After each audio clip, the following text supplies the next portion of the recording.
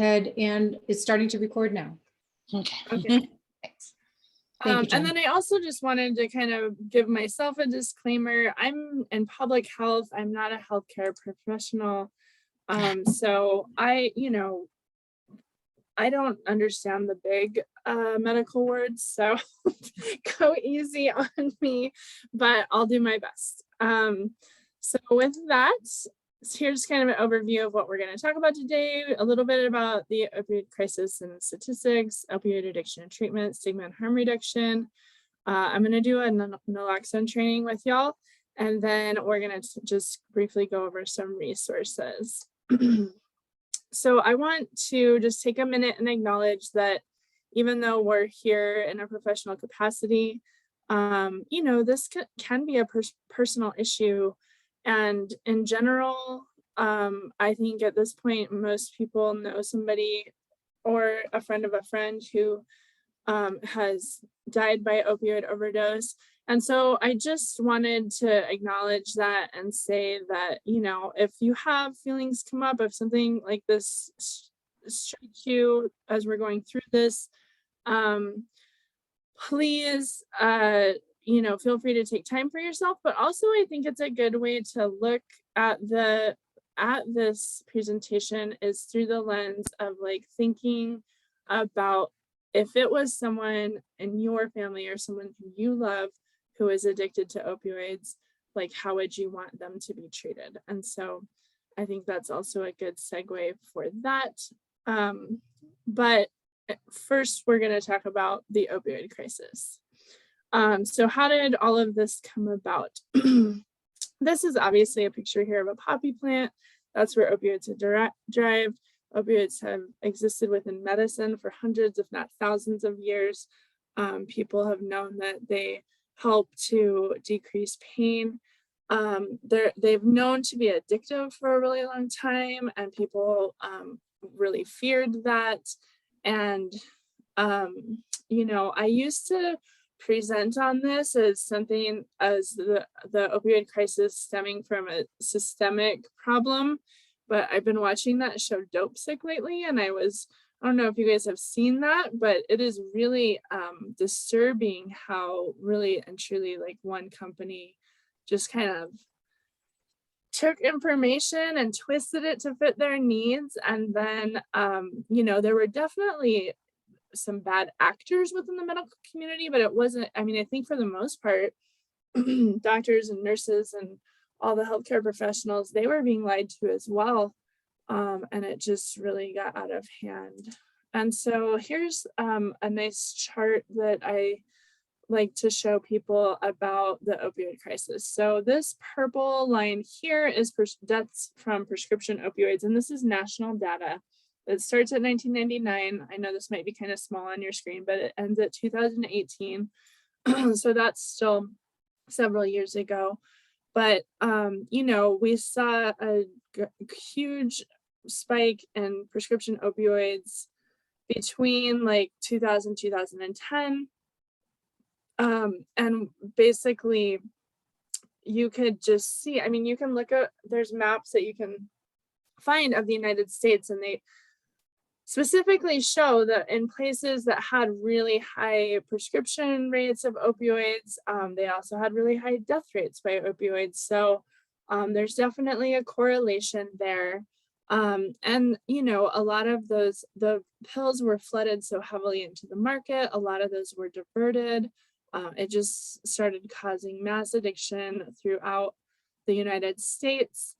And then somewhere around 2010 or so, there started to be further guidelines put into place and restrictions on opioid prescriptions.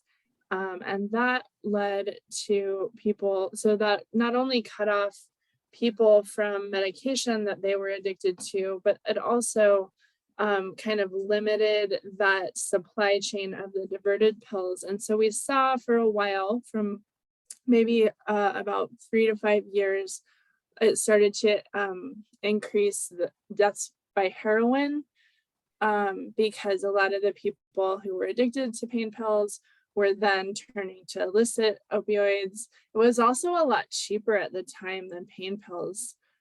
a lot of those, the pills that were being diverted were being sold for quite a bit of money, like up to $100 a pill. And heroin was just a lot cheaper. And then we saw that eventually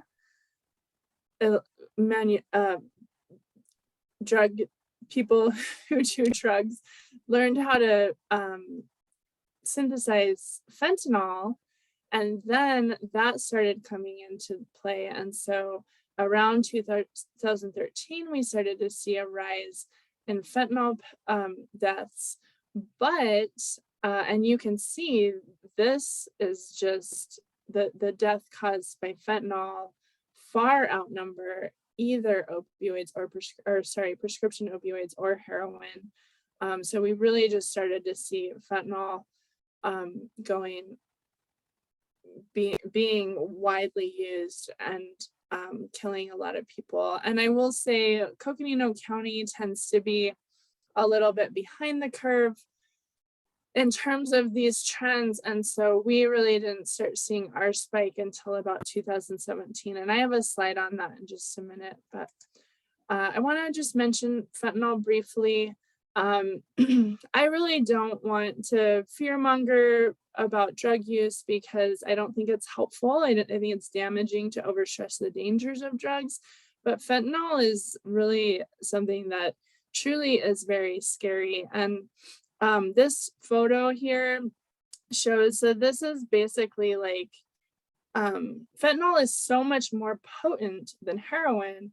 This little tiny amount in the bottom of that jar is equal to the amount in the bottom of the vial of heroin. And you can see the ruler for scale and inches, but it's about 50 times more potent than heroin and 100 times more potent than morphine. Obviously, there's clinical uses for fentanyl. It can come in prescription patches. A lot of times it's used for palliative care. It's used as a normal part of anesthesia. But the fentanyl that people encounter on the streets is referred to as illicitly manufactured fentanyl. And so obviously that just means that it was manufactured illegally and it's not regulated. So anytime, well, as you guys know, the FDA regulates drugs in the United States, and they make sure that, you know, when a pill says it has a certain amount of a drug in it, that it has that, but that does not happen with illicitly manufactured fentanyl. So it can be inconsistent from not only from batch to batch, but with even as much as within a single pill. And that's one of the things that can make it so dangerous. So it also, we have seen it added to a lot of other illicitly sold drugs. So things like methamphetamine, cocaine. At the beginning of the fentanyl wave, we heard about a lot of people who were dying because they unknowingly ingested fentanyl. So they would take something that they thought was either a prescription pain pill that they bought off the street, or they'd snort methamphetamines or smoke methamphetamines, and then it's like, oh gosh, this has fentanyl in it. They didn't even know they were taking it. So like in 2019 across the nation, about 75% of deaths that were cocaine overdoses were caused by fentanyl. So nowadays, fentanyl pills are everywhere, and people are generally, people who are addicted to opioids are usually addicted to fentanyl. They call them, there's some of the street names are Blues, M30s, Zanny Bars, Blue Demons. And again, they're manufactured illegally, and we don't have any idea how much fentanyl is in each pill. The fentanyl, the way that it is structured, as it's pressed into pills, it tends to clump up together, which means that there can be a whole lot of fentanyl in one pill, or even in a half of a pill, and then hardly any in another. And it's called like chocolate chipping. So if you picture like a chocolate chip cookie, like you might take a bite of a cookie that doesn't have any chocolate chips, and then you take another bite and it's full of chocolate chips. So that's kind of a way to picture it. So at one point several years ago, Arizona HIDA, which is the Arizona High Intensity Drug Trafficking Association, found that as many as 1 in 4 confiscated pills contained a lethal amount of fentanyl for a naive user. So that's just like a really huge red flag to me. I think I'm not going to ask for a show of hands or anything, but I mean, probably most people in their lives have been offered a pill at a party. Maybe some of those people took that pill, but it's like that can actually kill you now. And so I think it's something that we really need to talk to our kids about, spread the news far and wide, just letting people know that if they were ever to be given a pill in a setting of like a party setting, that they really need to strongly consider not taking that pill. Yeah, and I think that's basically it. I did want to also mention that there is a lot of talk about exposure, accidental exposure to fentanyl.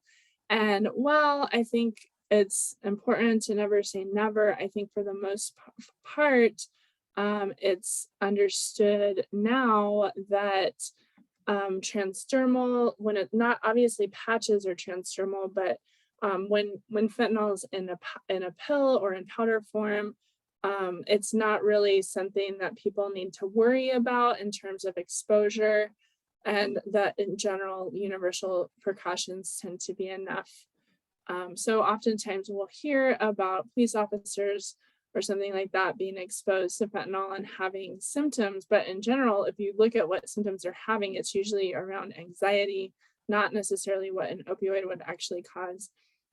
So I think there can be a lot of education about that. Not that people shouldn't be careful, but I think it's okay to just use universal precautions. And then these are just some pictures. These here on the right are the illicitly manufactured fentanyl. So these blue pills here with a 30 on them, those are the most common right now. You also see bars like these white bars on the right that have Xanax pressed into them. They look like Xanax pills, those like thin bars, but they're really fentanyl. And if you guys, I just wanted to mention, if you have any questions, feel free to jump in, or comments. I would love to hear comments. But you guys have some stories. Yeah, actually I do right now, because I was wondering, the illegal stuff, where is that predominantly coming from? Is it manufactured in the States, other countries, or a combination? I think it's usually other countries. I'm not gonna say which one. I've heard, well, I will say which one. I've heard a lot of times they've come from China and from Mexico, but in general, I don't think there's a whole lot of illicitly manufactured fentanyl operations going on in the United States, just because it's not like crystal meth. Like you can't do it on that, like, you know, get your like chemicals and just pour it all together and poof, you have it. It's more of a big deal. And then on a previous slide, that was impressive, the death rates. Is that a United States problem, or is that seen in other countries as well on the opioid overdose? Overdoses? That's a really good question, and I'm not sure. I mean, I think like the prescription opioid epidemic was specific to the United States, because a lot of other countries didn't buy into the narrative that was being given. But yeah, the fentanyl, that's a really great question. I don't know that I have the answer to that. You know, you made a good point, because the marketing, the target marketing is a states thing, I think. So that kind of answered that question too. But I mean, I think that the fentanyl is probably I would imagine it's pretty widely available. I mean, these little pills are pretty easy to smuggle. So, yeah, I'm not sure what the answer to that is. Especially if they're being manufactured in places like China, like are the Chinese people also being addicted and exposed to them? but thank you for those questions that I can't answer. Okay, so this is just kind of a snapshot of the Arizona Department of Health dashboard. So the time frame on this slide in particular is June 15th, 2017 to October 29th, 2021. At that time, there was almost 11,000 suspected opioid deaths during that time frame. And then about a little over 80,000 suspected opioid overdoses. So those would be non-fatal overdoses, 3,000 cases of neonatal abstinence syndrome, about 150,000 naloxones kits dispensed, and then about 43,000 naloxone doses administered to people. So I will say that in the beginning of, so at this point, we can average that it's been about 4 per day in this time frame. However, I will say that if you look at these numbers in smaller chunks, the beginning of the opioid epidemic, so in the beginning from like June 15th, 2017, for about that year, the next year there was about 2 deaths per day, and now it's risen to closer to 7 to 10 deaths per day in Arizona. And so that's really, I think that's important to point out, because even with all of the attention and money going into the stopping this, it's just really not getting better. And a lot of that has to do with the rise of fentanyl. I don't think anyone could have really anticipated that. We also have some. Candace, I have a comment. Yeah. That's okay, thank you. I did look up Selena's question, and as of 2021, August, this is according to a very reputable website. The website is the NCBI, National Institute of Health, says that opioid use disorder and opioid addiction remain at epidemic levels in the United States and worldwide. It says here that 3 million United States citizens and 16 million individuals worldwide have had or currently suffer from opioid use disorder. And more than 500,000 in the United States are dependent on heroin. Wow. There's more in the article, but it does say that it is worldwide. Yes. Crazy. And it's not surprising. I mean, the thing is, it's just like, people like to use drugs. I mean, there's just no other 2 ways about it. So we've seen also a spike in Coconino County. Our last data was from the year 2020. So we had 10 deaths in 2017, and then that jumped to 38 deaths. And this is only opioid in Coconino County. So it's still getting high. It's still pretty. Sorry, I okay. noticed that the last, when did COVID start, right? Beginning of 2020. I'm just curious if sorry, it's, you're cutting 2019 out. Oh, sorry. Am I better now? Yeah. Okay. I'm just curious if you've seen the Coconino County opioid overdose deaths even increase at a greater rate. I know you don't have the stats here, but since COVID. I would guess, I don't know. I don't have that information, but I think it's a combo of fentanyl and COVID. I mean, yeah, it definitely took a toll on people's mental health. And I would say, like, we were starting to see fentanyl a lot in these 2018 well, I guess it was 2019. We saw a couple of fentanyl deaths, and then that spike in 2020 was really a lot of the deaths were related to fentanyl. And then, yeah, I would guess it's probably gone up even more. And I do think that COVID is probably a part of that. I'm not going to go into too much detail on this slide. This is just a snapshot of fatalities, all overdose fatalities in Coconino in 2019. And I just want to point out that this red 29%, those were all methamphetamines, but the rest of the circle all involved some type of opioid.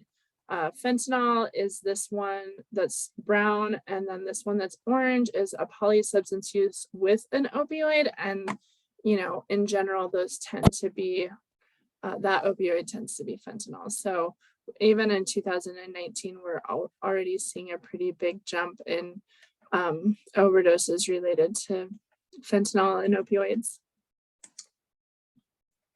All right, so I'm going to talk a little bit about addiction and how opioids work on the brain. And if it's all right, I'm going to just share this video. I think it's a really good description. You guys are probably familiar with this anyway, but I think it's good for a reminder.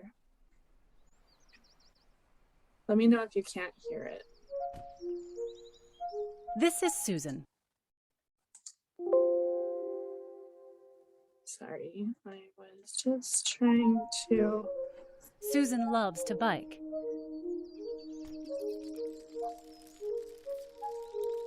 While out for a ride, she falls and breaks her arm. Special cells called neurons send a signal through the spinal cord to the brain, which interprets the signal as pain. Susan understands the pain means she needs to go to the hospital, and her body is equipped for survival, helping her not to panic so she can seek help.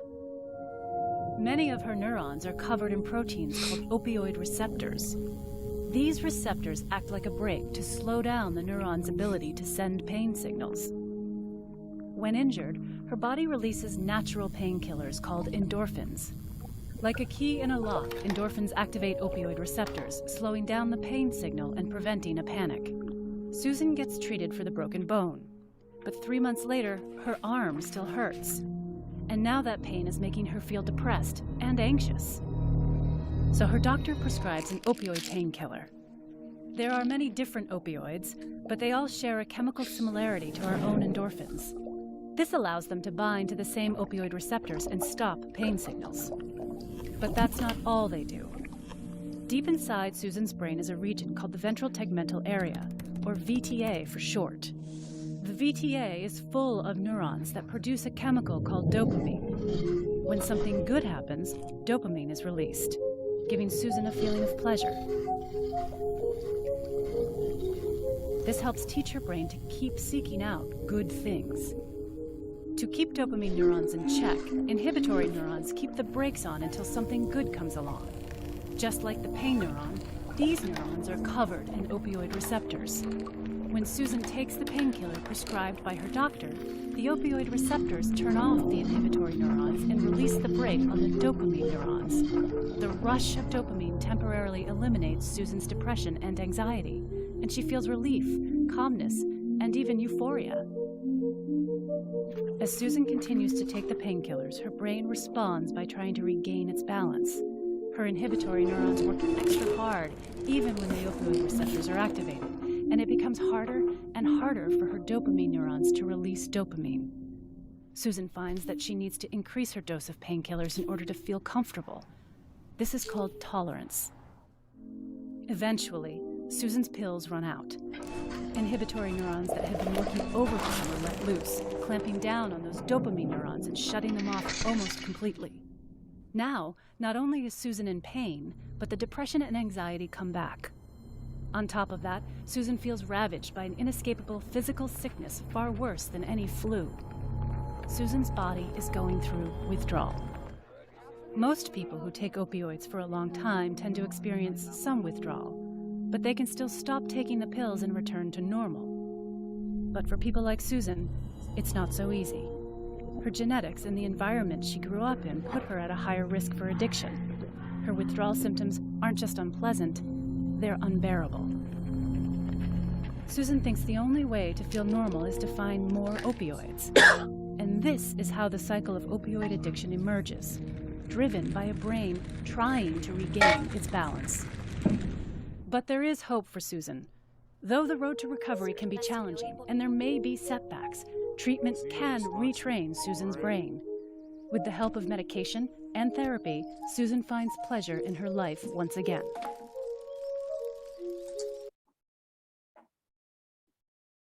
Any comments on that video? That was a scary video. Yeah, I was gonna say that is excellent graphics. Isn't it fun? Love it.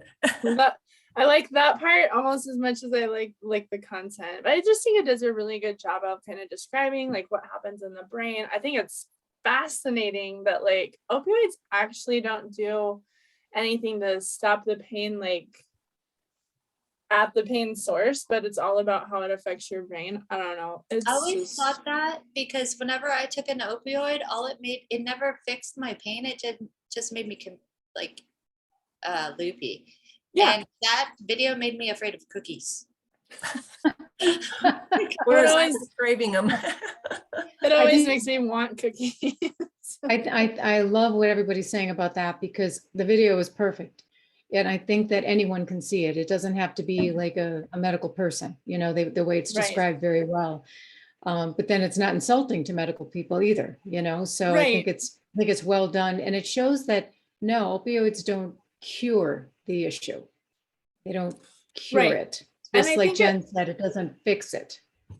I think it's also a really good point about how that, you know, most people, if they're taking opioids for a period of time, they will experience some type of physical dependence and experience withdrawal, but they just don't, like there's just a certain segment of the population that addiction grabs hold of you and, you know, it's really hard to let go. So I have a question about that actually. That was my question is, it just said for some people, you know, based on how she was raised, social situation or whatever. I mean, I know you can't get into too many details, but it's an interesting concept about, it would be nice to have a little bit more information on what those triggers are.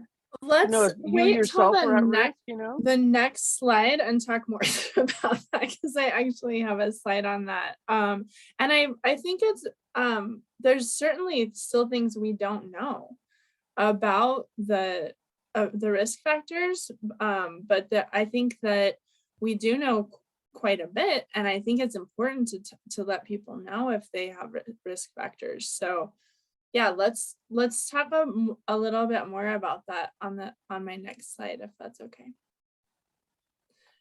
So, you know, as the video said, the opioids change the way the brain works. It decreases dopamine. So eventually over time, or at first it feels good, but eventually over time you build up the tolerance, it just stops working. And then, you know, it eventually causes physical dependence, and then also just causes damage to your brain. And people have described the withdrawal symptoms as the worst flu you can imagine, or something that won't kill you, you'll just wish you were dead. So that's how kind of, I guess, unpleasant the withdrawal symptoms are. And so now this is what I was talking about with the risk factors. So obviously biology, genetics are one of the risk factors that are involved. People whose parents have addiction, who didn't grow up with those parents, still often have addiction issues.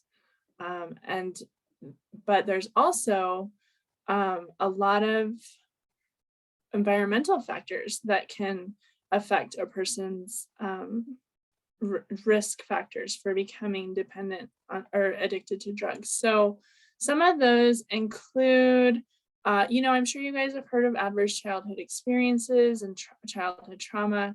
Those are really big risk factors. Things that happen to you, trauma that happens to you as a child, really affects your outcomes. And there's a lot of research to show that a lot of people who are addicted to drugs or have substance use disorder, have at least some childhood trauma, oftentimes several instances of childhood trauma.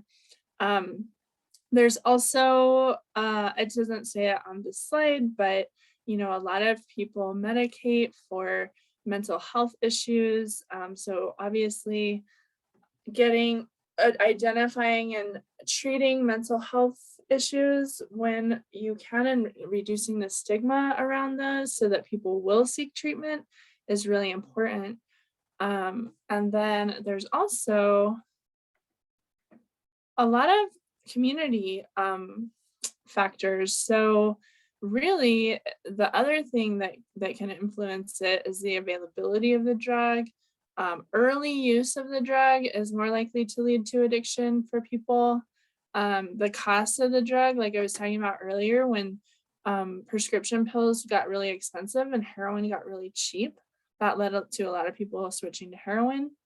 And then just even things like community attitudes about drugs, family attitudes about drugs, parent use.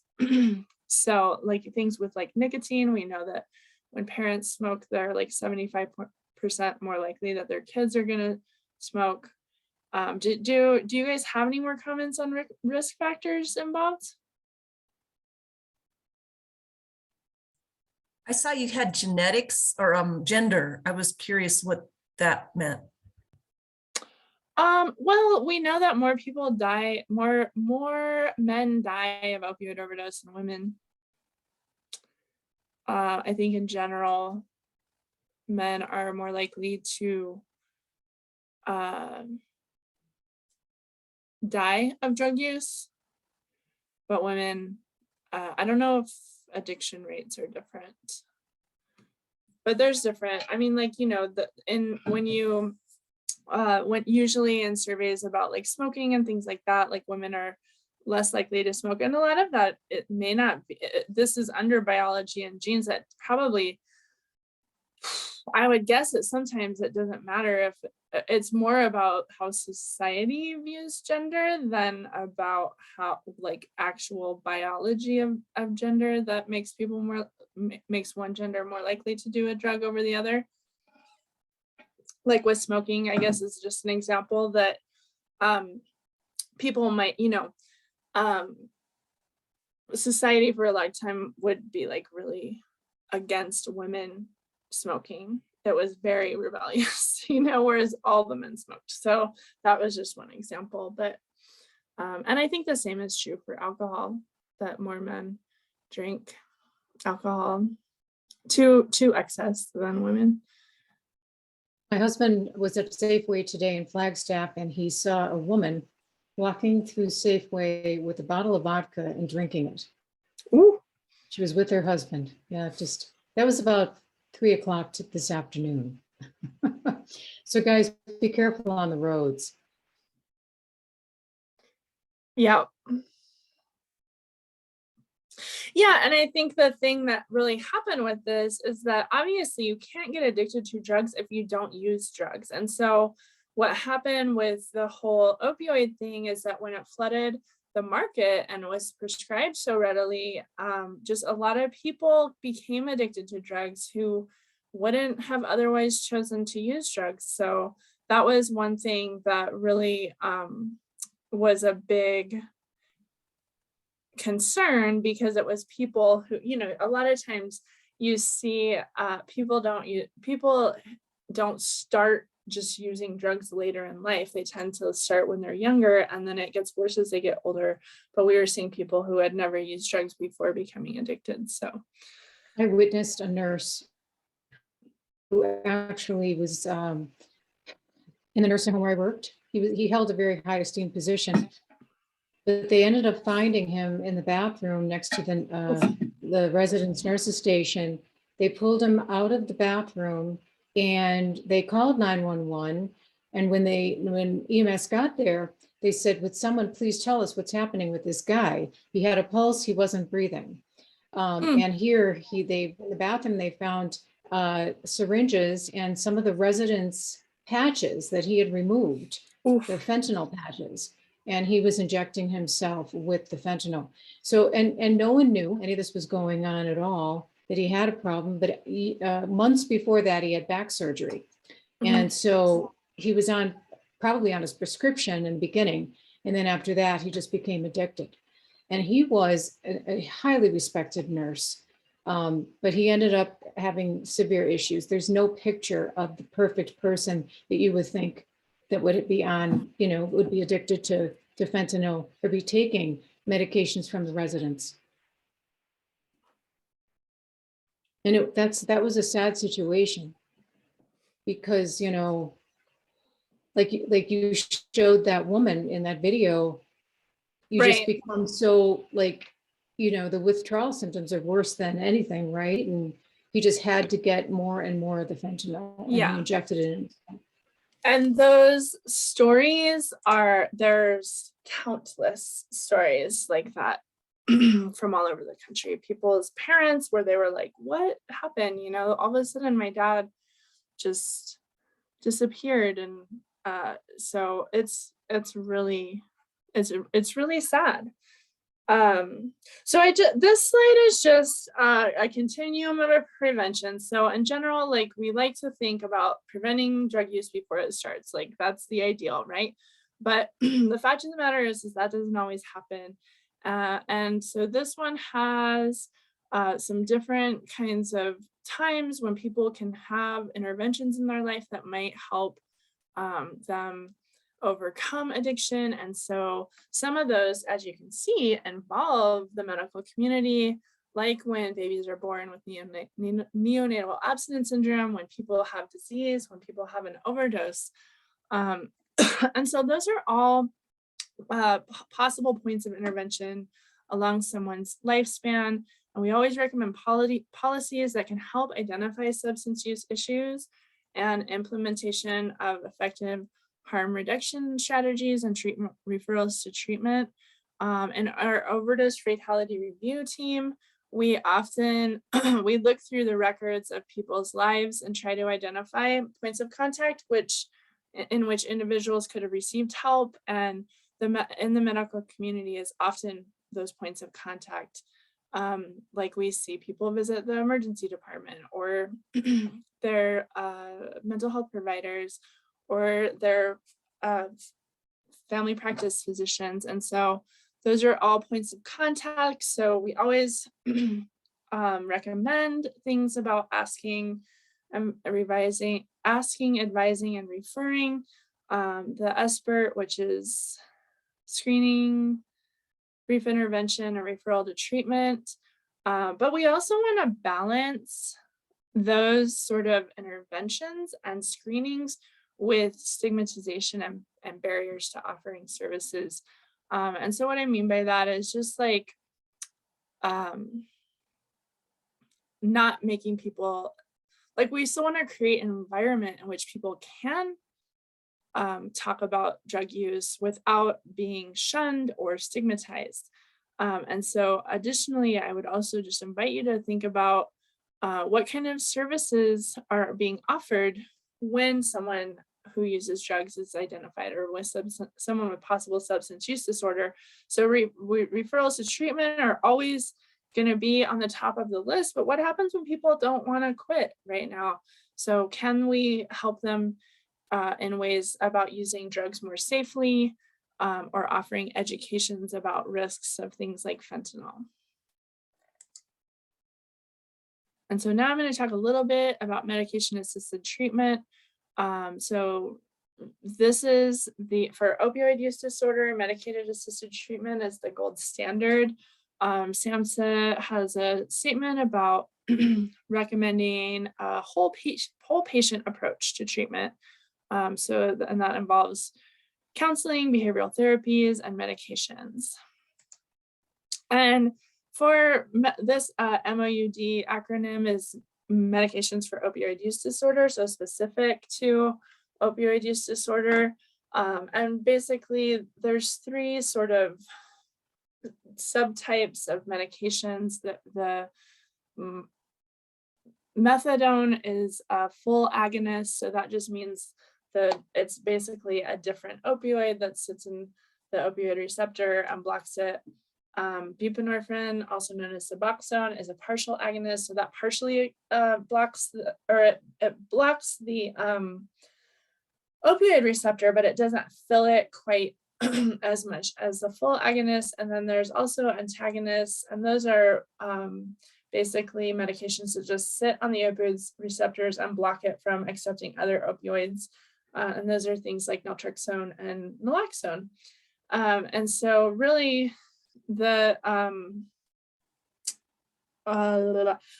did want to mention too that buprenorphine is normally combined with naloxone, which prevents it from being crushed up and snorted or injected, because once it's used, and if it's used orally, the naloxone does not kick in, but if it's snorted or injected, the naloxone kicks in and blocks the opioids from working. So MAT is evidence-based. I've listed a couple of studies on here. One, 48,000 patients found 80% lower overdose mortality among those in treatment using medications versus non-medications. So people who are in that initial recovery phase are at really high risk for overdose, obviously, because their tolerance goes down. Opioid tolerance drops really fast. And so it's really dangerous if people don't know that, then if they try to use again, I mean, literally within days of abstinence from opioids, if they try to use the same amount, they face a high risk of overdose because the tolerance drops so quickly. JAMA also had a review of over 40,000 patients and found a 76% reduction in overdose at 3 months and a 59% reduction over 12 months of people who use medication-assisted treatment. And then there was, for treatment retention, there was a study out of 2015 that had, for methadone at 12 months, methadone patients were 52% more likely to remain in treatment. Patients taking buprenorphine were 33% more likely, and no medications were only, I'm stating this wrong. So people who use treatment retention at 12 months was 52% for methadone, 33% for buprenorphine, and only 12% for patients who had no medications. And so a lot of the reasons for this is because of fear of withdrawal symptoms, gold standard of treatment for pregnant women. So obviously going into opioid withdrawal can be really dangerous for pregnant women. It can cause miscarriage. And so it is actually recommended for pregnant women to use methadone at the lowest possible dose, but still to use methadone so that they can get through their pregnancy and then wean the baby off of opioids once it's born. And so, but the other thing about MAT is just because of the way that opioids change the brain, this helps it recover and reduces those cravings as well. There's also a philosophy about medication first. So I mentioned in the first slide that medication-assisted treatment is really meant to be part of a comprehensive treatment program. However, I feel like sometimes that's interpreted in a way that can end up being damaging to patients, because a lot of times patients aren't able to commit to the cognitive therapy portion of the treatment. And while that's an important part of the treatment, the medications, if you take the medications away from somebody because they're not receiving the cognitive therapy, it's like that doesn't help anybody. So the philosophy for medication first is to always just induct people on medication assisted treatment, encourage cognitive therapies, but don't require them, and to allow people to stay on medication as long as it helps. There shouldn't be any arbitrary time limits. A lot of times people have this idea that they have to wean someone off medications over a period at a certain phase in their recovery. And that's just not true. They're finding more and more that medications are going to be used on a long-term basis and are often used for the rest of people's lives. And then just in general, the other part of this philosophy is not kicking people off meds for a relapse, but rather intensifying treatments. And then I did also want to point out that for prescribers, the waiver application is not required any longer. So all prescribers can prescribe buprenorphine for medication-assisted treatment for opioid use disorder for up to 30 patients. I believe there is some requirement of a notice of intent, but it's basically just like a form that needs to be filled out and submitted. But previously there was a training requirement to prescribe buprenorphine as an OUD prescription, but that is no longer required. And we just really want to encourage as many prescribers out there as possible to get to prescribe this MAT for their patients. A lot of prescribers are really leery about that because of not really understanding addiction, or not really wanting to not wanting to deal with that. And also rightfully, they are worried about the cognitive therapy portion. But if people can have that opportunity to get into MAT at the time that they're like ready for it. And so it's like, I want to quit today. I'm ready to quit today. If you wanted to do that in Flagstaff today, you'd probably have to wait at least 2 weeks, if not closer to a month, to get MAT here in town. And we are the only, it's not any better in any other areas of Northern Arizona. So, but it's pretty bad in Flagstaff. And so if anyone is interested in learning more about that, the SAMHSA, there's more information about that at the SAMHSA website. And so tell all your prescriber friends that they should be prescribing that because that would be really helpful. All right, I know I'm running out of time and I'm just barely starting. I'm gonna skip this and we're gonna move on to harm reduction. So are you guys familiar with harm reduction? And if so, can you tell me what's your ideas about it?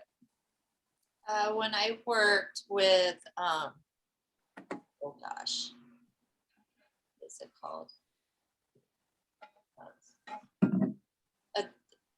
The trauma thing with the Yavapai County, just trying not to harm people in the initial trauma situation. That's what I would think. But maybe I'm off on that. No? Yeah, I'm not sure. I think you might be on the right track there. So I'll just jump in. So basically harm reduction is just offering people strategies and education that can allow them to still do what they're doing, but maybe at a slightly safer pace. So for instance, there's about 19 million people in the United States who use drugs on a regular basis.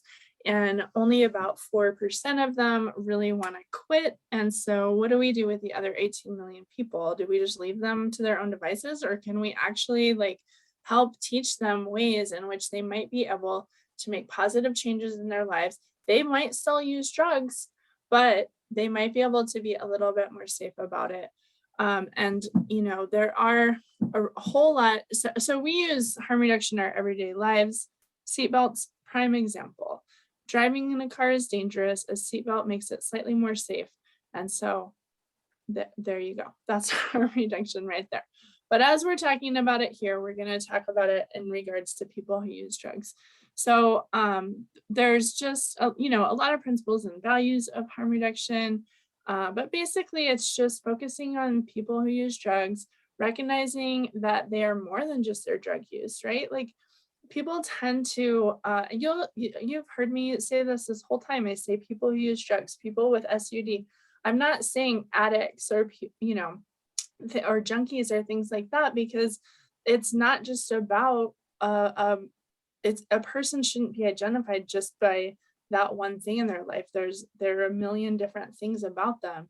And so that's called person first language. And so we we encourage person first language because it just really identifies them as a human being first and foremost. So it also just recognizes that drug use and recovery are super complicated, and it all exists along a continuum. And sometimes people may not be ready to quit completely, but maybe they can do things that can be a little bit better, help them live a little bit healthier. And then, meeting people where they're at. So you're going to talk to 50 people in a day, and they're going to have all different attitudes about drug use. And it's important to meet everyone where they're at and start from there. And I also just want to point out that it doesn't minimize or ignore the real harm related to substance use. It just strives to decrease some of that. Here's some real life examples of things that we talk to people about when we talk about people when we talk to people who use drugs, who have no intention of quitting. So there's, mixing drugs can be very dangerous. So we really want to let people know that if you're using multiple drugs, you should use less of all of those drugs. You don't use the same amount of each one. If people use opioids with other drugs, especially like alcohol, they should do the opioids first, because once you do the alcohol, your judgment's impaired. So it can be really difficult to gauge, or you might be more likely to take more opioids than you normally would. There's things about tolerance changes that we can talk about. Obviously keeping naloxone nearby, smoking or snorting instead of injecting. Unfortunately, that doesn't work very well when it comes to fentanyl. Assuming that fentanyl is in everything. We have fentanyl test strips available so that people can test drugs and see if it's in it. Making safety plans, not locking doors, preloading naloxone for people who are using alone. So these are all, and then even things like remembering to drink water, like that will help people stay a little bit healthier in the long run. So these are all things that can that are good harm reduction strategies. In Arizona, there's been 2 pieces of legislation recently that promote harm reduction. So one, SB 1250 legalizes syringe service programs. I don't know if you guys knew this. Before this was passed in May 24, 2021, syringe service programs, so those would be like needle exchanges, those were illegal in the state of Arizona. And then same thing, I just mentioned fentanyl testing strips, and those were classified as drug paraphernalia, but SB 1486 made those not classified as paraphernalia. So now they are okay to carry and distribute.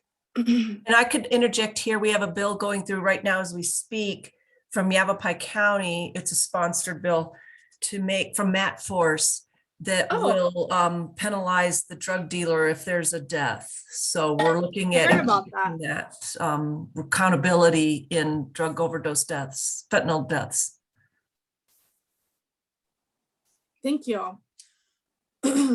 And so I really like this quote, because this is like the thing is that a lot of times people won't do something if they can't do it all the way. And so what we're talking about here is like, okay, you don't have to be perfect, but let's just try to make an improvement. So, you know, I think about like exercising and eating well.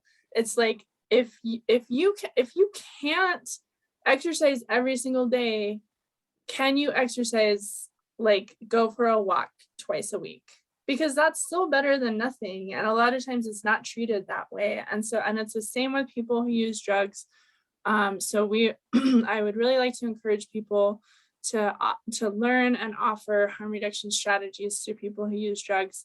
And it is evidence-based, and it does let people know the internal stigmatization for people who use drugs is high. So it really, when people are able to talk to people and to people who use drugs in a way that humanizes them, it helps decrease some of that and actually makes it more likely that they will seek treatment in the long run. So not that we're trying to trick anybody, but it does. I mean, it's just as simple as letting someone know you care.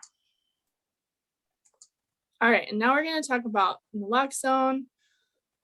So I think you guys know how this works. Basically, there's the opioid receptors in the brain. We saw it earlier in the video. When too many of those are filled with too many opioids, we stop breathing. Is the whole thing of it. It depresses our central nervous system, and you stop breathing. And Narcan will come in, and it goes and it kicks the opioid out of the cells, and it sits in there and blocks the opioids from them. So that's basically how it works. And I was gonna say something. Oh, I just wanted to mention, I do use the terms naloxone and Narcan interchangeably. So I don't know if I hope that's not confusing for people, but Narcan is just the brand name. And so it's, whoops, doop-a-doo. I went too far. Oh, no, I didn't. So these are signs and symptoms of an overdose. I'm sure you guys are familiar with this being in the medical profession, but we use the SBSBS acronym. So small pinpoint pupils, breathing slowly, severe sleepiness, blue-gray lips, slow heartbeat. So those are all signs and symptoms. That man that you mentioned earlier was like the prime example. He wasn't breathing, but he still had a heartbeat. Like, prime example of an opioid overdose, because of like, you still have your heartbeat, but not, usually it's the opposite, because usually people have heart attacks. So there's common risk factors, and most of these I've already mentioned for overdose. So low tolerance. So when people haven't used drugs in a while, tolerance goes down. If they do the same amount, it is really dangerous. Polydrug use, using more than one drug at the same time. That we saw on the slide earlier, about 30% of our overdoses from fatal overdoses from 2019 were from polydrug use. Using alone is something that's really dangerous, because it's really hard to administer yourself naloxone. It can be done, and it has been done, but it's really hard. IV drug use is pretty dangerous, although, as I mentioned before, with fentanyl, it's just that kind of goes out the window. But IV drug use is still dangerous, so that's something that's important to keep in mind. And purity levels. So that, again, with the fentanyl is something that comes up over and over again. If you get a pill that has a bunch of fentanyl in it, it's really risky. And then obviously adulterants like fentanyl.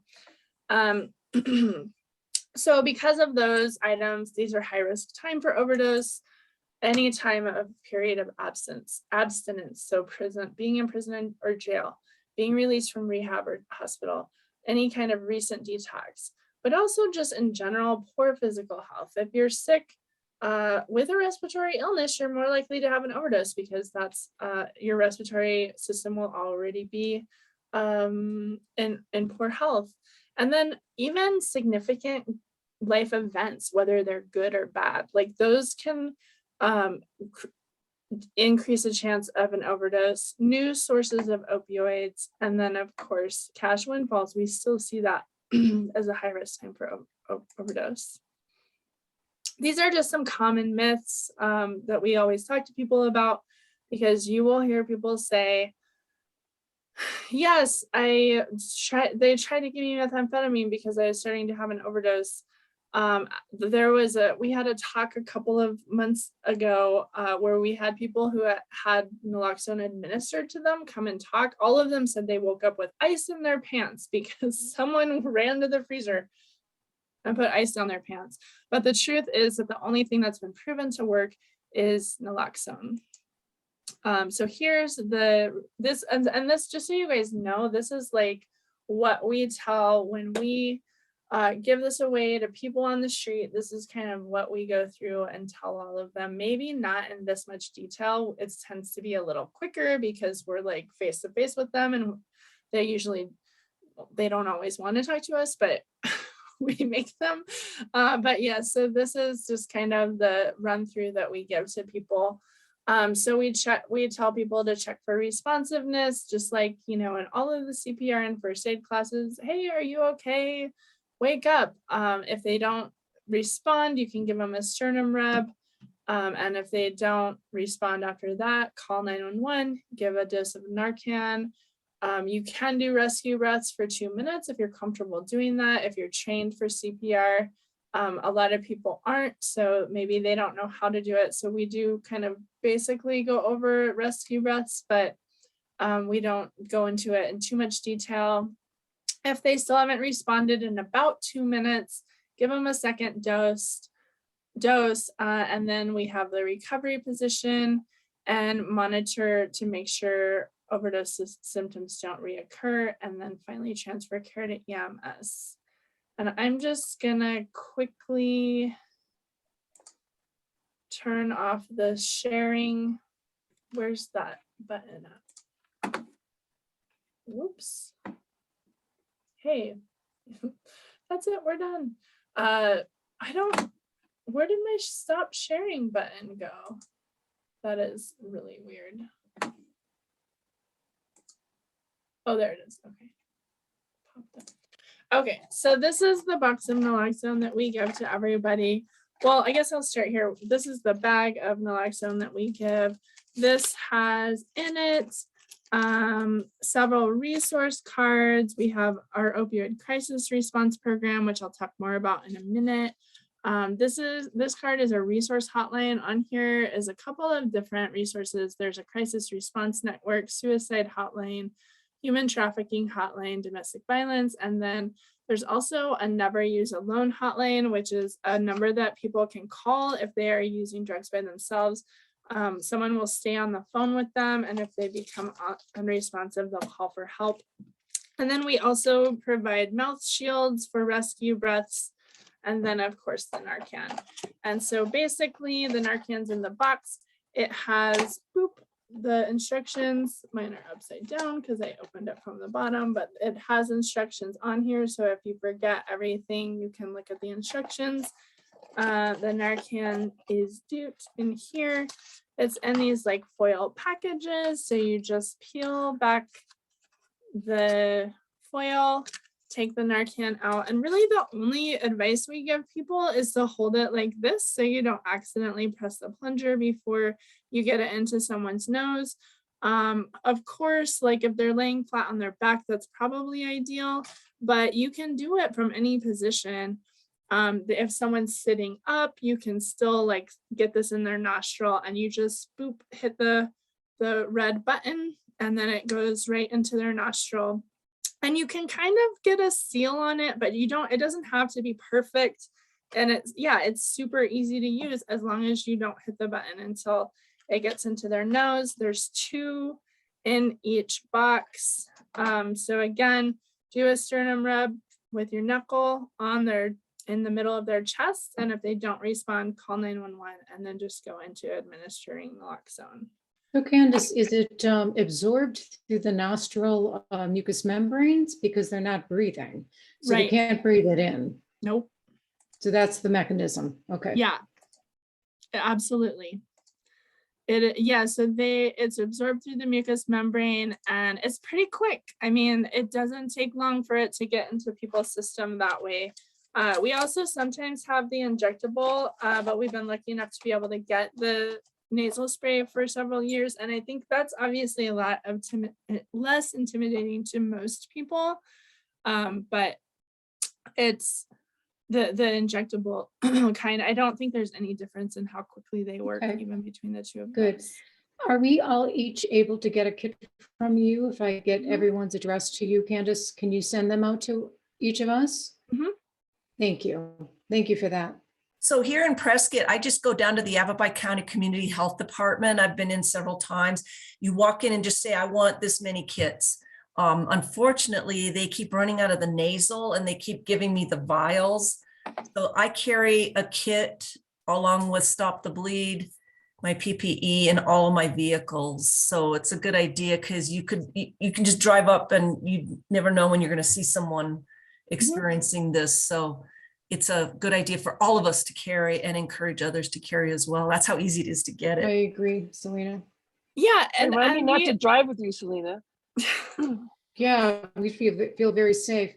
Can Selena get a nasal from us? Is that okay? yeah, Candace, if we that's get her fine. one?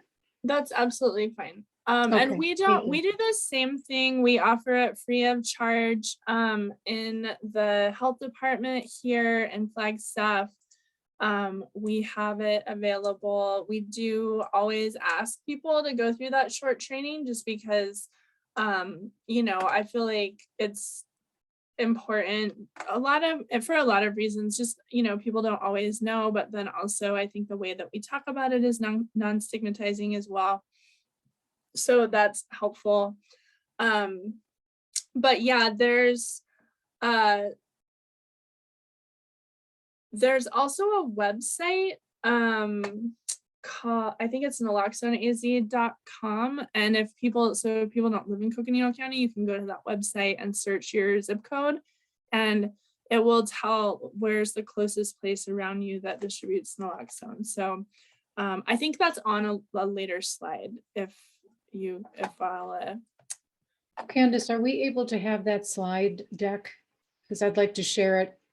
I can ask Jen and Suzanne, we could talk a little bit more about that, where we can post it for all of our members.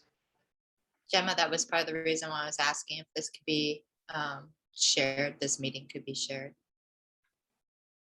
But the slide deck as well, that would be awesome. Yeah, I figured that between this recording and the slide deck for those resources, especially that little video, nice and short and sweet, good information.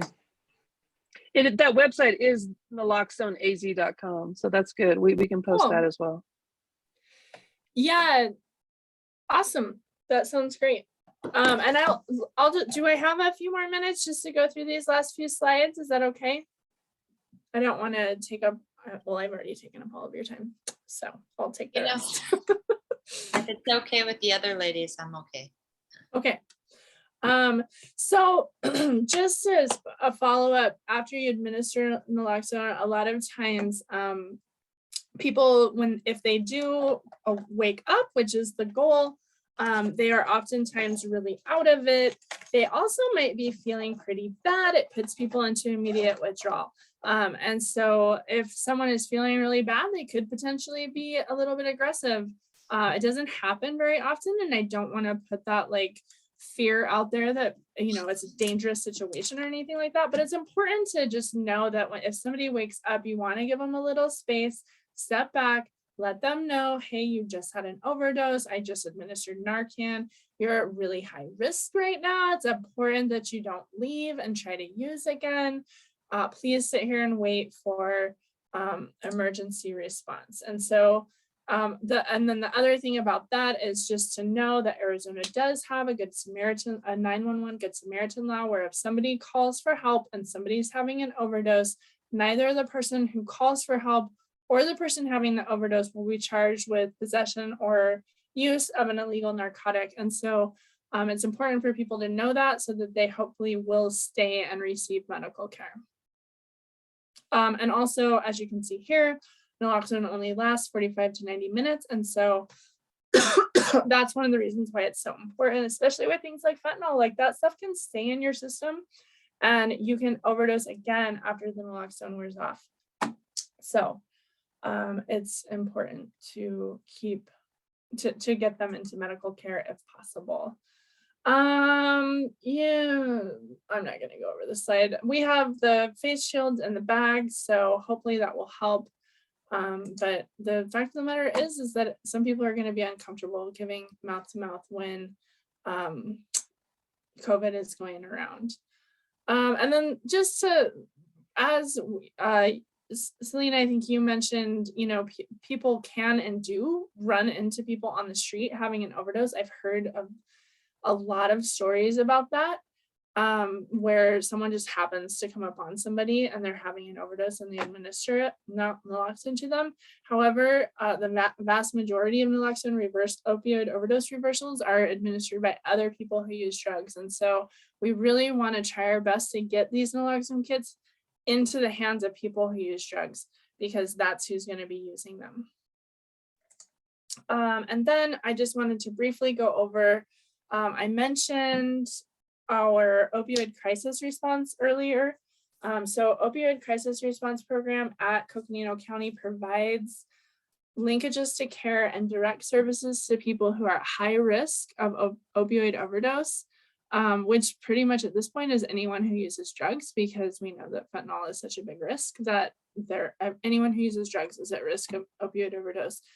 So what that means is, yes, we will provide referrals to treatment and help guide and navigate people through that system, but we also provide harm reduction strategies. And that slide earlier that had all those harm reduction tips on it, those are things that we regularly use and talk with people about if they're still actively using drugs. So we understand that not everyone is at a place they want to quit, but we will work with anyone and meet them where they're at and help them make the positive changes that they want to make. This is our slide that if you guys are watching a recording, you can pause it and read it. This is our value statements. And so I'm not going to read through all of these, but just, you know, we value people. And then finally, we do offer free Narcan from the county to anybody who wants it. No questions asked. We are not going to ask for ID or anything like that. If people are getting prescriptions from a provider and they can't afford the Narcan prescription that goes along with it, they can come get it for free for us. That if people have friends or family members that they're worried about, they can come get it from us. And then this also has the naloxone AZ. Oh, but it's .com, not .gov, right? It's .com. Yes, and .com. then we also have doTERRA bags. So that's these bags right here. These are drug disposal bags. You can put prescriptions or any other drugs in them and put water, and then it encases them in charcoal and you can throw them in the trash. And so that way we don't have those unsafely stored medications in our house. We do also offer these lock boxes, this exact lockbox, in fact, free of charge for storing medications, so that people either keep it out of reach of children or prevent theft. And then we also have a bunch of fentanyl educational flyers. And then we recently were able to get fentanyl test strips. We're putting together kits right now, but these are basically strips that you can use to test drugs and see if it contains fentanyl. And so they're pretty useful. And that's it. There's my contact info. Thank you, you guys. Thank you. I'm just curious about the test strips.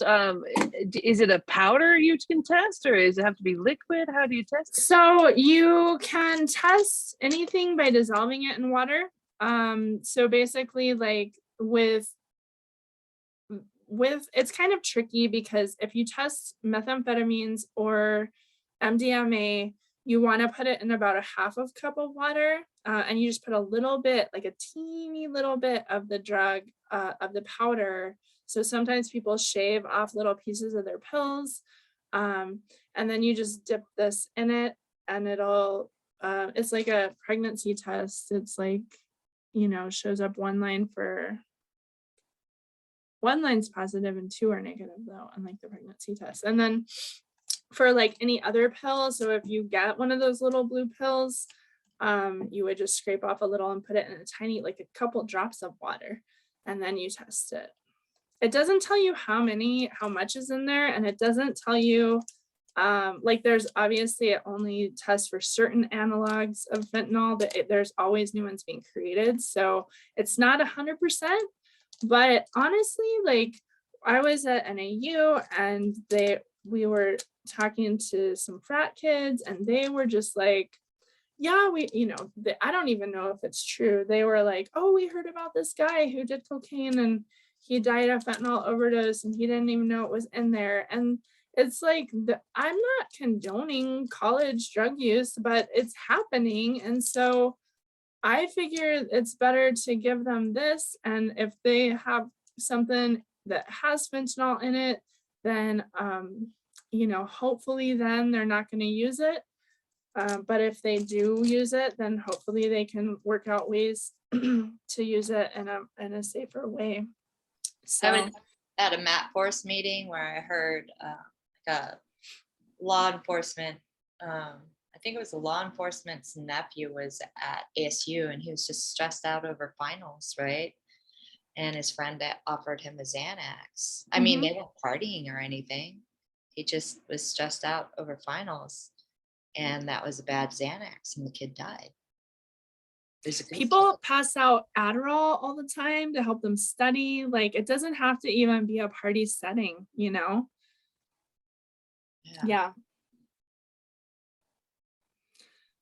Thank you, Well, Candace, for coming today and speaking with us. Thank you. I will seek out the addresses from those folks who wish to receive the kit, and I'll send you the email as soon as I get that information from them. This has been a great presentation. I'm glad that Jen requested to record, so then we can share that with more people. So thank you so much. Now you guys have me. Thank you for letting us record. Yeah, no problem. And thanks so much for having me. This was really nice. Thank you. Thank you, Awesome. Lauren, for Thank being you. an intern. All right, we'll Thank let you, you guys. to it. Thanks, everyone. Thank you. And so we'll be in touch, Candace, for sure. Yeah, sounds good. Thank you so much. You bet. Bye. Bye-bye. All right, did we want to turn recording off or keep going, or? We could share the meeting, but my intention was to share because we don't have any members here, maybe we could share the meeting with the members. Sounds good. As we're polite. Gemma, could you put the agenda up, pretty please? There we go. All right. It's kind of out of order because we went with Candace first. Obviously, just to save them some time. No, you So did thank good. you. I can explain what happened there, but do we want to do the introduction again, because that kind of got skipped with the recording? Sure. Okay, so I'm Jennifer Beyer. I'm the president. I was originally, I started off as a member, then was a treasurer, then vice president, and I am an operating room nurse at Flagstaff Medical Center, and I'm a DMP student finishing up last couple of semesters at U of A. That is all. I'm Suzanne One Love. I am a registered nurse. I've been in hospice for a long time. I did COVID support throughout triage lines throughout that. And then I was most recently working at NAH, Employee Health COVID Surveillance, and now looking for my stage 3 nursing career. And I am Gemma O'Donnell. I am the secretary for the chapter for Northern Arizona Nurses Association, Chapter 5. And before that, I was director at large, education focus. And I work at NAU full-time as a assistant clinical professor. And I just got accepted at ASU for the PhD program. So I'm very, very excited about that as well. Yay. Selena? Yeah, Selena Bliss, immediate past president of the Arizona Nurses Association. More importantly, I've been a member of the Northern Arizona chapter since the mid-'80s. I worked at the bedside at Yavapai Regional Medical Center for 36 years and taught nursing at Yavapai Community College on both the Verde and Prescott campuses. So I'm also the liaison from the Arizona Nurses Association board to this particular geographical chapter. Each board member from NAzNA is assigned a chapter. So it made sense that I work with you guys since I'm a member of your chapter. So glad to be here. Well, I'm glad you're here. I've known Selena since I was in nursing school. She was my third semester instructor. You were a baby nurse back then. Yes. So according to this agenda, we went a little out of order to keep in consideration of our speakers' time. We didn't have past minutes to approve, so I put not applicable for this meeting.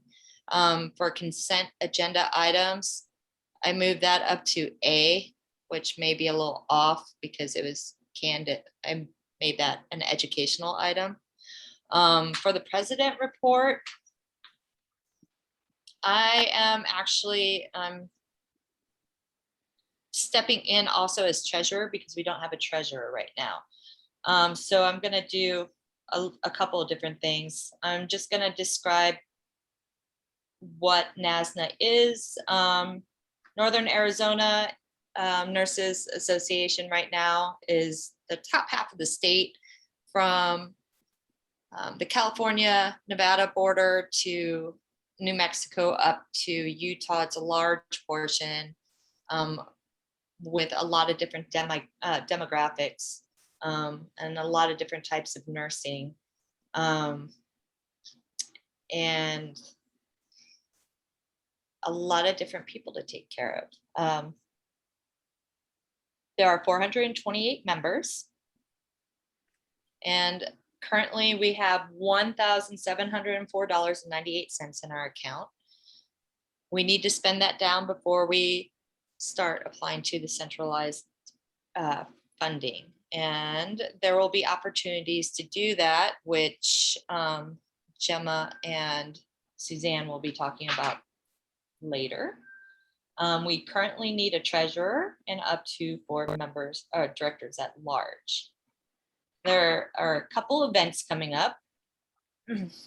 Friday, April 22nd, there's an event called Arizona LMs Thriving, Not Merely Surviving, Lessons Learned in Nursing Education During a Pandemic. And that's 12 to 4 p.m. It is a Zoom event, I believe. All these events can be found on the Arizona Nurses Association website. And Saturday, May 14th in Flagstaff, there will be a Fallen Nurses tribute. So if you know any nurses that have passed due to COVID, please notify us or the state. There will be a tribute. I said in Flagstaff, and you can find this event on the website. Actually, just to be clear, I just got the email, the registration's open. It's any nurse that's passed for regardless of the reason. We want to honor all nurses. Oh, I like that. Yeah. Thank you. And also, Southwest, if I can add something to that too, Selena, and the team, it's also not only nurses, but it's any healthcare workers such as an LPN, a nurse's aide, a student nurse, or other. So that's all there when you submit the name. Like paramedic? You can look and see if that's there. It might be under other, and then you can fill that in. But I I'm believe, looking, yeah, I'm looking at it right now. It's the nursing line. So everything you just mentioned is all nursing. Paramedics are under the medical line. What if the paramedic's a nurse? Oh, you're a Oh, nurse. stop. Like a lot of paramedics are nurses. Yeah, yeah. And then on July 30th, you have the nurse practitioner symposium. And then I'm so What? sorry. I'm reading the very fine print. It's join us to honor and recognize the nurses and healthcare workers. So I stand corrected. I was in error. I serve on the committee, so that's how I know. That you knew, you're like, oh my gosh, I just saw the Kim fine is print. going to be Okay. talking about it in a little bit. I'm just going down very lightly. July 30th is the nurse practitioner symposium. And as Selena mentioned earlier, September 29th, super important, always a fun time, the annual convention. You'll never know who you meet. I got to wear some serious bling last year. I got to wear that necklace. Which just sold for $24,000. I got to wear a $24,000 necklace. Wow. Diamonds and all that. It was a donation from a football player, Kyle. I don't play football or follow it. He donated it to the Arizona Nurses Association. And we were able to sell it at auction for the foundation. Who bought it? Oh, I don't know. They didn't announce that, but it wasn't us. And then the annual renewal retreat. Yay. That's happening? That's good. Yeah, it's gonna happen November. That would be good for you, Suzanne. Yeah. Yeah, November 11, 11/11. Don't Oh forget no, that. it's Veterans Day. Oh, Yeah, I saw that too. Hey, one go back, Jennifer. A lot of times chapters sponsor a certain amount of members for convention. So I'm just putting that out there as another way to spend money on oh, members. well, member we get engagement. one member that we always sponsor. There I you go. would love to sponsor people, but we only get one person. Why? The one person that shows up. But I mean, can't we sponsor more than one person? If more people show up, I would love to. Okay. Mhm. I can't give it away. We're gonna send this out. We're trying to give money away. So on the renewal retreat, who's doing that? Oh well, I'll look it up. Never mind. Let's Yeah. go on. And that is all, unless you have any questions. No question. And then the next thing on the agenda is the vice president report. Wow. I have been trying to figure out why I haven't been inspired to do this bloggy thing.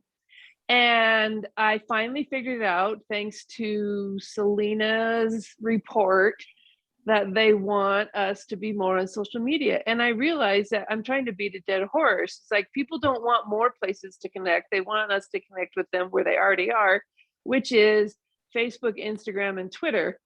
So I decided just now during our meeting that, yeah, I'll go ahead and do the blog, but the RN Connect for me was just amazing. And I was so proud to know that NAzNA sort of instituted that up into the ANA world. And I love RN Connect. I mean, it hits me every time. It's always appropriate to what's going on in my head or in my environment at the moment. And I was super big on getting people to join it when I joined it, when it first came out, when I joined NAzNA, when I rejoined NAzNA again. So anyway, I want to do an RN Connect kind of reverberation. I don't know if they are already doing something on Facebook, but I think what I need to do is get in there to our Facebook, and I'm already allowed in there. And so I'm going to just put the blog on that because that's where people are, because people are not, they don't want to go to another place, and just give them links to the website and that kind of stuff. So I'm changing up the blog. It still needs a name, which is fine. And I'll go ahead and post it on there, just for fun. So we have a record of it, but within the NAzNA framework. So that's my report that I just decided to do tonight, because it's going to make more sense. And then that doesn't give me 6 things to do. It just gives me the one, And I'm going to really focus on just following the lead of the RN Connect. I don't have to reinvent the wheel. It's already out there and it's really a great job and I love it. And just incorporate a few things here and there that I pick up along my way. And then the other thing, I finally got your picture onto our website, but you know, I gotta say, so Selena, maybe something for you to take back to the board is we need to get our website just better. I know we pay X amount and we don't want to spend a lot of money, but it is clunky. It's difficult to use. It is not intuitive and it's annoying. So Is that the NAzNA website or the Chapter 5 website? it's all the same. It's all the same. Okay, because Wendy's It's all- just sitting there ready to help build that. No, I know website she's ready to presence. help, but it's not about helping. I know how to do it. It's just not a good setup. And like the one thing that I wanted to use, they stopped paying for, which makes sense because it wasn't being used. You know, again, I think we need to meet the people where they are, which is in the Facebook and the whatever places, and they don't want to go to another website. I don't know how to make our website more better, but the individual chapter pieces of it, people aren't going there. I mean, we go to the website to sign up and we go there for a few things, but the chapter pieces of our website, they just suck. I'm sorry. Okay, I'm gonna go take another look at that because Maddie Moyer, our communications specialist, did do some changes. Maybe it went the wrong direction. So No, I'm gonna it's follow up on that. it's the bones. Okay, it's the bones of it. It's not anything that anybody has done to it. It's just how that particular format of the website works. Does that make sense to you? Yeah, the structure. Yep. Yeah. And I mean, I think the main as the website is great. It has a calendar there. It has stuff for us to look at and blah, blah, blah. But it's not good interaction on the chapter side page. And it's not that anybody did anything wrong. It's just not a good format because everybody is already getting in groups and doing things with people on other sites that are already there. And to have another site to go to is just not practical for our constituents. I mean, if you think about it, I've been posting there and nobody, we have 400 and whatever members and nobody has responded for a year and a half. I haven't done a lot, but it's just, you know what I mean? It's just not real. Yeah, you're talking about the feed and I'm on it right now because I got the email tickler that you had posted a picture. So I went in it. I'm looking at it now. I see what you mean. I'll take that back because I agree with you. It is, it's bloggy like, but it's yeah, if we could get an official, you know, and I know that we're not supposed to have a different website, but if we could get an official website that was more fun and more able, you know what I mean, just better to use somehow. I don't know what that solution is, but for now I'm going to take my idea and to keep connecting with what people are already using, which is the Instagram, the Twitter, and the Facebook, and we're just going to have to do it that way. And I'll post back to that blog just so we have a record of it. But we don't have an official chapter, easy to use connection site. Like we can't even send people text messages because we have to do this thing, according to Wendy, where we ask people permission to do text messaging. And why aren't we doing that? I mean, yeah, and I'm also looking at under chapters, under membership. Right now, we don't have a website for our chapter, whereas we used to. So something's gone backwards. Oh, there's a website there. I'm under chapter information. If you go to chapters and you hit chapter 5, there's bylaws. It says, welcome to our chapter website. Tell us what you want us to see here. But nobody has told us a thing. So, I mean, we're not getting connection other than the phone calls that we made asking those specific questions, you know, and then we had a few people interacting right before convention. And here we are in the same position at the same time frame as a year ago, having the same situation. So I almost think like we need a once a month call into people or something. I don't know. And we got to ask people when they want to have meetings because we get nobody at our meetings.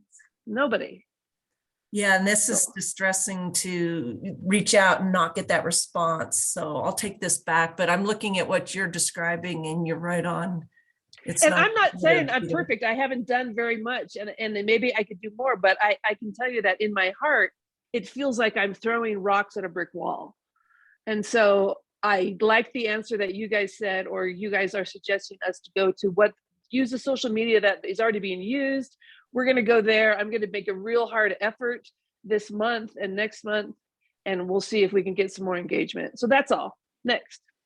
Thank We you. like to call like, 200 people to get any engagement. It I was know. hard. Okay. So that's the vice president. And what about monthly membership? We already said, okay. So now we're on name that blog, which we're still going to do. We're going to name the blog, but it's going to be whatever on Facebook and stuff. So I'll get into there tomorrow and see what I can do. And one of the things that Suzanne did today, she sent me kind of a marketing plug for the blog and for our chapter, just for some, increased connections, with all of us. So I did send that to Maddie. I also included in the member spotlight. We'd also talked about having one of our members, being highlighted quarterly, that perhaps we would be reaching out to one or, at least 3 or 4 that we would like to showcase them. And if they're interested in that. So that's where we're at right now with that. So thank you, Suzanne. I think that's a good start to go to social media. Yeah. And the Arizona Fallen Nurses Tribute, I do serve on that committee. And so as of today, there were 17 names that had been sent in. We met this morning. Last year when they did it, they had over 70 names, 70 names. So right now they have 17. So we're trying to spread the word. That's how they're advertising this. And trying to get the word out. I did share it with my university at NAU where I teach. And anybody that I know, I've just been asking them. And also they did talk about, even though they're healthcare providers over the last year, they'll even accept names for those healthcare workers that had passed from years ago. So they're not going to deny or decline any name that comes in. The tribute is actually going to be recorded. So then everyone, within NAzNA, it'll be shared with them afterwards on that Saturday. And they're going to hold it in a forest here in Flagstaff that is set up just for memorials. They're looking for contributions and donations. They're looking to collect $100,000 to build this memorial, which will take years to build. But it's very exciting. There's information at the NAzNA website about it. And I'm sure that Donna Cato will be sharing. She's leading the effort. She'll be sharing more information with us about that. So I'm very excited about this. I think it's a great way to continue the legacy of nurses that have passed or any healthcare providers that have passed. That's okay. We're like that. There's less time wasted than normal, Okay. in my opinion. Were we prepared? I think so. Okay. Do I have a motion to adjourn? I motion to adjourn. Is there a second? I second it. Okay. Meeting adjourned. Thank you, everybody. Thank you, everyone. Thank you. Stop recording, Jen.